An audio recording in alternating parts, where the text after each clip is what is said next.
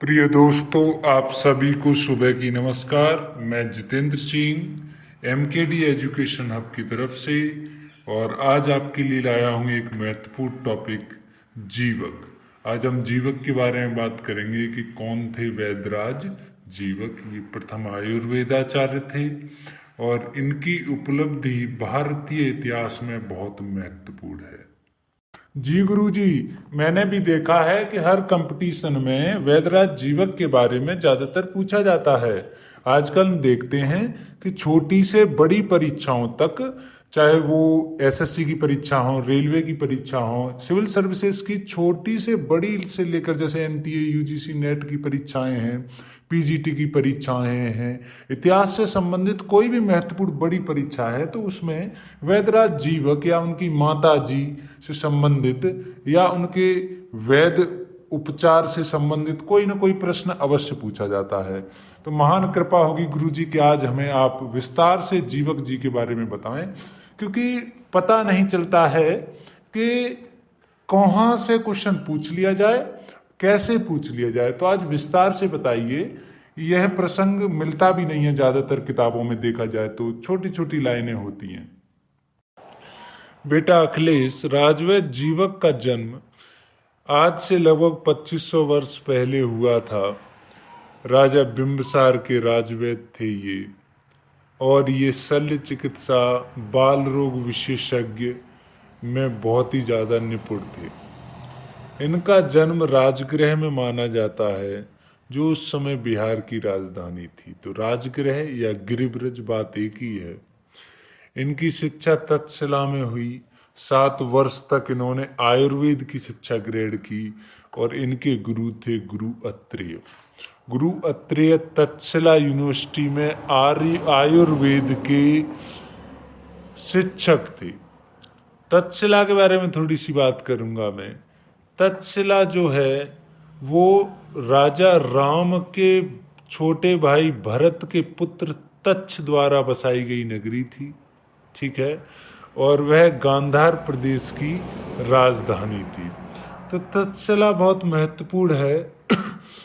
तक्षशिला में गुरु अत्रेय द्वारा इन्हें 7 वर्ष तक शिक्षा दी गई, और 7 वर्ष की शिक्षा के बाद इनकी जो परीक्षा हुई तो परीक्षा में इनसे कहा गया कि आप ऐसा करें कि कोई आप ऐसी वनस्पति की खोज करें जिसमें एक भी औषधीय गुण न हो।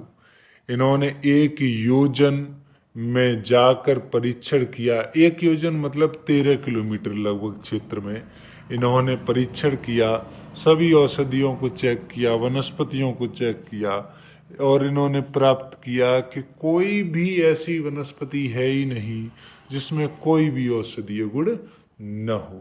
जब वो लौट कर आए, गुरुजी से कहा इन्होंने कि गुरुजी, मुझे कोई भी ऐसी औषधि नहीं मिली जिसमें किसी भी प्रकार का औषधीय गुण न हो। तो गुरुजी ने कहा, बेटा आप असफल नहीं सफल हुए हैं, क्योंकि प्रकृति में या पृथ्वी पर कोई ऐसी वनस्पति है ही नहीं कि जिसमें एक भी औषधीय गुण न हो। आपकी शिक्षा पूर्ण हुई और इन्हें वहां से भेज दिया। कहाँ के लिए? गिरिब्रज के लिए। मैं आपको बता दूं, इनकी माता एक गणिका थी, जो राजगृह की गणिका थी। उनका गणिकाभिषेक हुआ था और उनका नाम था सालवती। सालवती के पुत्र थे ये, और सालवती ने इन्हें जीवक को, देखो थोड़ी सी इनके जीवन की बात करने जा रहा हूं, उसके बाद आगे बढ़ूंगा। तो इन्हें लोकलाज के डर से और वन में छोड़ दिया था, क्योंकि विवाह से पहले ही जीवक इनके पैदा हुए थे। तो ये जीवक जो वन में छोड़ दिया था इन्हें, ये जीवक राजा बिंबिसार के पुत्र थे, अभय कुमार। कौन थे? अभय कुमार। तो अभय कुमार को ये जीवक मिले, और अभय कुमार ने ही इनका लालन पालन किया, बड़ा किया।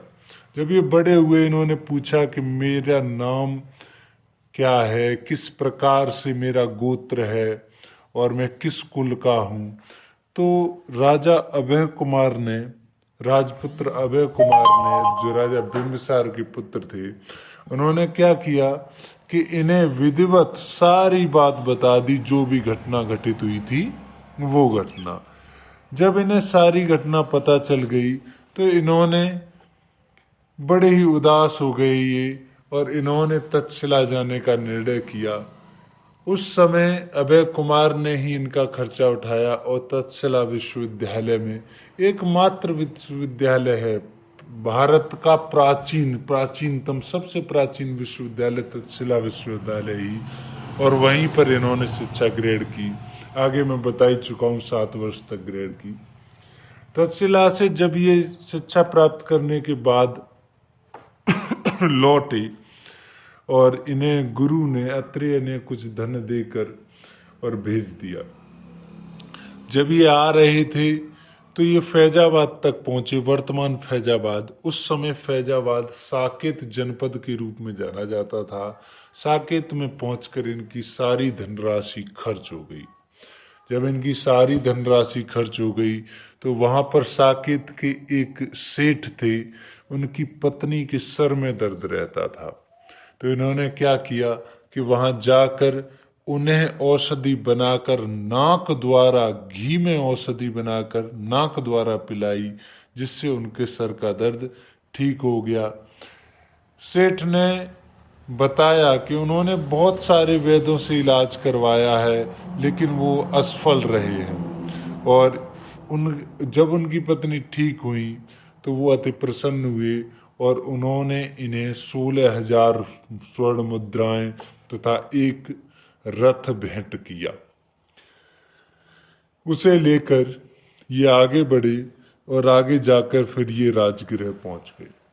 जब राजगृह, जो उस समय मगध जनपद की राजधानी थी, मगध महाजनपद की राजधानी थी, वहां के राजा बिंबिसार थे। ये अभय कुमार के पास गए। अभय कुमार ने इन्हें बताया कि राजा बिंबिसार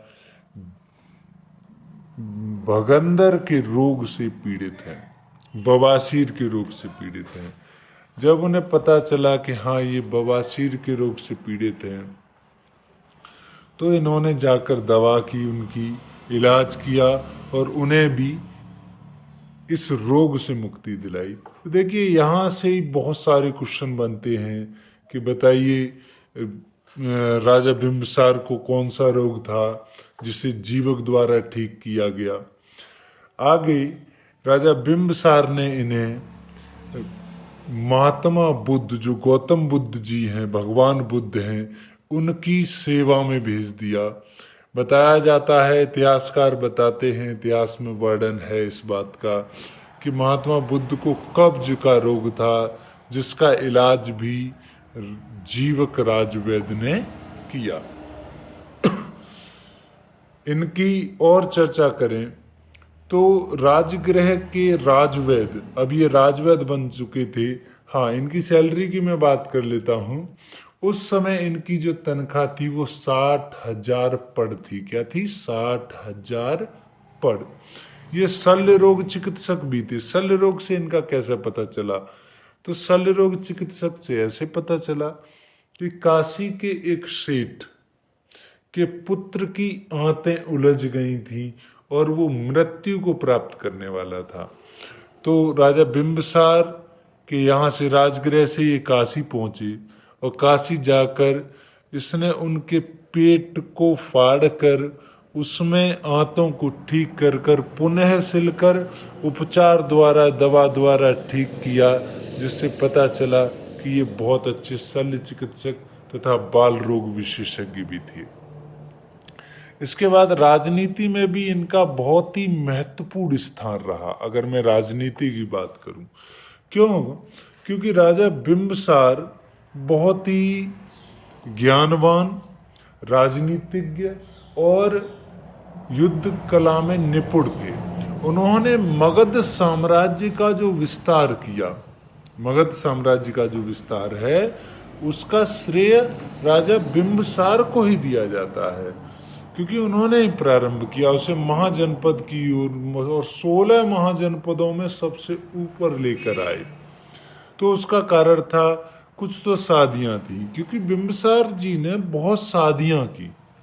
उन्होंने, देखो, लिच्छवी की राजकुमारी थी, चेटक की पुत्री चेलन्ना, उनसे शादी की, जिससे अजातशत्रु पैदा हुए। इधर प्रसेनजीत की बहन थी महाकौशला देवी, उनसे भी विवाह किया इन्होंने, तो काशी को दहेज में पाया इन्होंने। इसके बाद मध्य प्रदेश की राजकुमारी थी क्षेमा से भी इन्होंने शादी की। तो शादियों से कुछ राज्यों को, बड़े बड़े राज्यों को मिला लिया अपने में। और इसके बाद अवंती राज्य की बारी आती थी, जो इनके राज्य में लगभग दक्षिण पश्चिम में था। अवंती उस समय बहुत ही महत्वपूर्ण राज्य था, और अवंती राज्य को मिलाना तो दक्षिण भारत में प्रवेश का मार्ग था, क्योंकि अवंती जो महाजनपद था, अवंती महाजनपद की 2 राजधानियां थी, एक उत्तरी राजधानी, एक दक्षिणी राजधानी। उत्तरी राजधानी उज्जैन थी। प्रिय दोस्तों, उज्जैन आप जानते हैं महाकालेश्वर जी का मंदिर है, जो क्षिप्रा नदी के तट पर है। तो मध्य प्रदेश में है वर्तमान में ये। तो उज्जैन थी उत्तरी राजधानी, और दक्षिणी राजधानी थी इनकी माहिष्मती। हाँ प्रिय मित्रों, माहिष्मती, जो शायद आपने बाहुबली एक मूवी आई है इसके ऊपर तो मैंने देखी थी, तो उसमें जो वर्णन है वही माहिष्मती साम्राज्य अवंती के अंतर्गत आता था, तो दक्षिणी राजधानी थी। तो कहने का मतलब यह है, अवंती पर अधिकार या अवंती को मिलाना ही उत्तर से दक्षिण में प्रवेश का मार्ग था। तो इन्होंने क्या किया कि वहां के जो राजा थे अवंती के, उनका नाम था प्रगोत। इनका पूरा नाम चंड प्रगोत था, जो बहुत ही खूंखार और खतरनाक शासक थे। तो वो किसी भी प्रकार से बिंबिसार के झांसे में नहीं आना चाहते थे। अक्षमात क्या हुआ कि उन्हें पीलिया रोग हो गया। कौन सा रोग हो गया? पीलिया रोग हो गया। और जब पीलिया रोग हो गया प्रगोत जी को, तो इन्हें भेजा गया, किसे भेजा गया? जीवक जी को, उनका पीलिया रोग ठीक करने के लिए। यह महात्मा बुद्ध और राजा बिंबिसार का संयुक्त उपक्रम बताया जाता है। जब वो गए वहां, उन्होंने पीलिया की दवा की उनकी, और जब दवा की उनकी तो वो बिल्कुल से स्वस्थ हो गए। जब स्वस्थ हो गए तो वो बिंबिसार के इस उपकार का एहसान किस प्रकार चुका सकते थे, तो उन्होंने उनसे मित्रता कर ली। तो इस प्रकार से राजनीति में भी इनका बहुत ही महत्वपूर्ण योगदान रहा। किसका? राजवैद्य जीवक जी का, जो बिंबिसार के वैद्य थे। गुरुजी, वर्तमान में जो जीआईसी प्रवक्ता के फॉर्म आए हैं, उसमें भी क्या ये महत्वपूर्ण है? प्रश्न आ सकता है उसमें? हाँ बेटा अखिलेश, उसमें भी महत्वपूर्ण है, क्योंकि मैं देख रहा था यूथ कंपटीशन की एक सीरीज है, उसमें इससे संबंधित प्रश्न था। उसमें पूछा गया था कि सालवती का गणिकाभिषेक कहाँ हुआ था, या सालवती कहाँ की गणिका थी। तो उसमें इसी प्रकार लिखा गया है कि सालवती जो थी वो राजगृह की गणिका थी, और उनका गणिकाभिषेक राजगृह में हुआ था। मतलब जीवक की माता जी से प्रश्न पूछ लिया गया है। तो जितना बड़ा कंपटीशन होगा उतना डीप क्वेश्चन पूछा जाता है। जैसे जीवक जी के गुरु का नाम पूछ लिया जाएगा, और किस राजा का पीलिया रोग ठीक किया था ये पूछ लिया जाएगा। इसके अलावा बहुत सारे प्रश्न पूछे जाते हैं। ज्यादातर छोटी कंपटीशन में पूछा जाता है राजवैद्य जीवक किसके राजवैद्य थे।